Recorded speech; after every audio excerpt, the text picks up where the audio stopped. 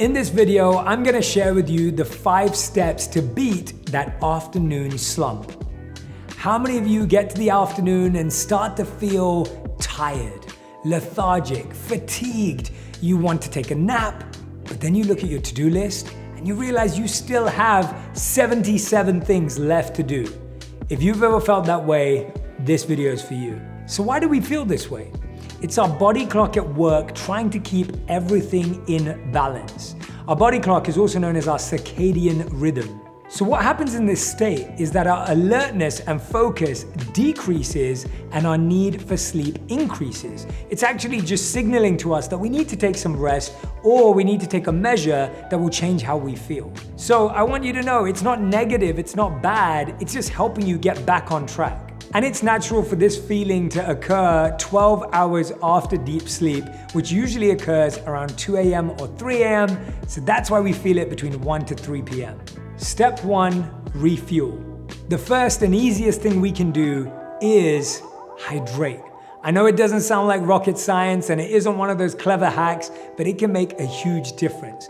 Alkaline water specifically has a much bigger impact on your energy levels as well, so I try to stick to that. Chances are when you're feeling tired, you're going to want to reach for something with fats and carbs. I know when I get tired, I want to reach for some chocolate, some donuts, maybe a bagel, but that's not really what your body needs. What you need is a high protein snack. And so you want to turn towards something like fruits, nuts, seeds, anything that you actually may not want at that moment. You may not want to taste it, but I promise you, you'll feel much better for it. Now, if you're a tea lover, you already know the benefits of a hot cup of tea, but if you're not, I want to let you know that certain teas have herbs and adaptogens that help your body get back up to balance. So if you're feeling stressed, they'll de-stress you. If you're feeling anxiety, they can lower that down. And on top of that, the art of taking a cup of tea, inhaling the scent, feeling it in your body, and then looking at the color gives you that sense of pause that you need in the day and re-energizes you immediately. I recently did a test to check my vitamins and I realized that I was really deficient in vitamin D. The doctor explained to me that because of the color of my skin, no matter how much time I spend in the sun, I need to be taking vitamin D. Now, she was actually shocked that I could even get out of bed. That's how much vitamin D is connected to our energy levels. So if you're starting to feel fatigued a bit earlier than usual, get a vitamin D check and start taking some vitamin D. Step number 2, step outside. Now, when you do go outside, it's really important that you find a good natural sunscreen that you can use. Sunscreen helps reduce signs of aging, which the sun can do when we're unprotected and we're outside in the sun for long periods of time. Sunscreen also helps reduce the risk of skin cancer. I was always one of those people that used to forget my sunglasses at home. I used to always buy a nice pair that I liked, but somehow I'd forget them in a drawer or the side of a car. And now I realized I was making a big mistake. In one article I read, Dr. Davis said that sunglasses help to prevent skin cancer around the eyes. The ultraviolet light can pass through the eye to the lens and even cause cataracts. We all know how important it is to sweat. One of the simplest ways to sweat is make sure you get your steps in. Now, whether you wear an Oura ring or whether you wear a Fitbit, I think it's a great way of aiming for that 10,000 steps a day. You can even turn it into a mini competition with your friends, with your family, maybe even your children, some colleagues at work. It gives you that added incentive and enthusiasm to get those extra steps in every single day.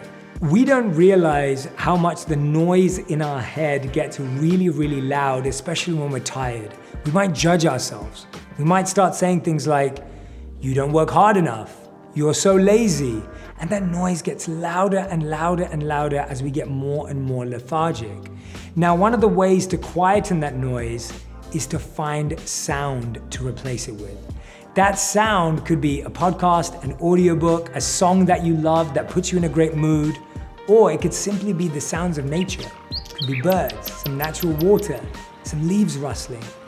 The noise in our heads will quieten down when we put on the sounds that make us feel better.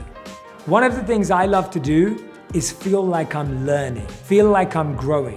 Because when I step outside of not just my space, but my workspace and my workstation and my laptop, I allow myself to expand my mind. One of my favorite ways to do that is with the Blinkist app, because you can read and listen to books in blinks.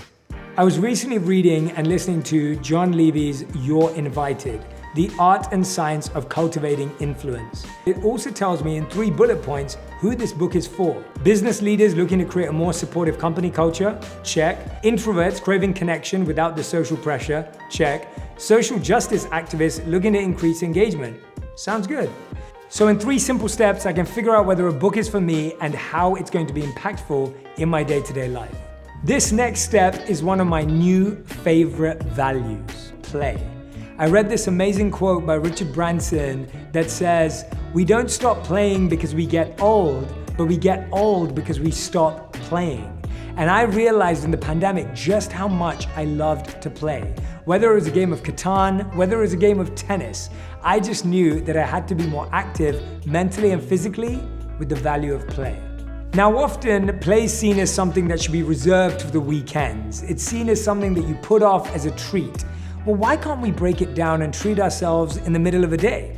Maybe it's playing a game of cards, maybe it's playing a video game if you just want to take that break to beat your next record, or maybe it's just doodling, or messing around, or calling up a friend and having a playful conversation. The point is that play can be used as a reward, as a treat throughout the day. You don't have to put it off. Now, for those people that can be quite addictive personalities like me and find that if you turned on a video game at 2 p.m., you may still be playing it at 10 p.m., set a timer before you start, allow yourself to get that one game of FIFA or NBA 2K in like I would, and then get back to work. Doing something fun and exciting can increase blood pressure, dopamine, and your heart rate, giving you the energy boost you need. Step 4, sleep schedule. The Dalai Lama once said, "The best type of meditation is sleep." It is the most underrated, underestimated health hack in the world. I can't emphasize enough how important it is that we figure out our sleep schedule. Now, over many, many years, I've realized that I need about 8 hours and 15 minutes of sleep to feel I'm at my best. I've trained myself to wake up without an alarm, and I know that I'll wake up at 8 hours and 15 minutes later than whatever time I went to sleep. In order to do that, I had to do something that might seem uncomfortable in the beginning, but it will pay off in the long term. Your sleep schedule has to include your weekends. For those of us that sleep those extra hours, many hours during the weekend, it makes us feel like we don't get enough during the week, which means throughout the week, we're feeling that slump. We're feeling that tiredness more and more and more because we allowed ourselves to go that much further on the weekend. It's so vital that you sleep before midnight. Now, I have a lot of night owl friends who are always telling me that, "Hey Jay, I get my 8 hours, but I go to sleep at like 2 a.m. And the truth is that the science shows that 8 hours of sleep after midnight is not the same as the hours that you would get before midnight. Why? Because the human growth hormone, known as HGH, is more activated in the hours before midnight. It washes our brain, it cleanses our body, it purifies our system, and frees us of all of that energy that we want to leave behind. Now, as you all know, I absolutely love chocolate, but I've really been limiting my chocolate intake before bed because high levels of caffeine can disrupt our natural flow of sleep. For those of you that know me know that I don't drink alcohol, but alcohol has been shown to have the same effects as well, where you're disrupting your natural sleeping pattern. Step 5, listen to your body.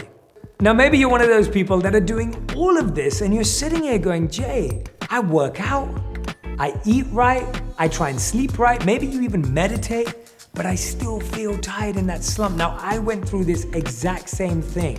Don't ignore the signs. Listen to your body. There could be something underlying that's going on. It could be your hormones. It could be that you're suffering from depression or anxiety. It could be that you've been spending excessive time on social media, stress, or even narcolepsy. Now, for me, as I said earlier, when I felt this way, I went and got checked and realized it was a vitamin D deficiency. Everything that breaks in the world once started as a small, tiny crack that was not nipped in the bud, that was not focused in on. That crack gets bigger and bigger every single day, every single week, until it's harder to repair, until it's harder to fix. So don't do that to your body, don't do that to your mind. Go and get tested and figure out how you can change. Right now, Blinkist has a special offer just for our audience. Go to Blinkist.com/JShetty to start your free 7-day trial and get 25% off a Blinkist premium membership. That's Blinkist, spelled BLINKIST.com/JShetty to get a 25% off and a 7-day free trial.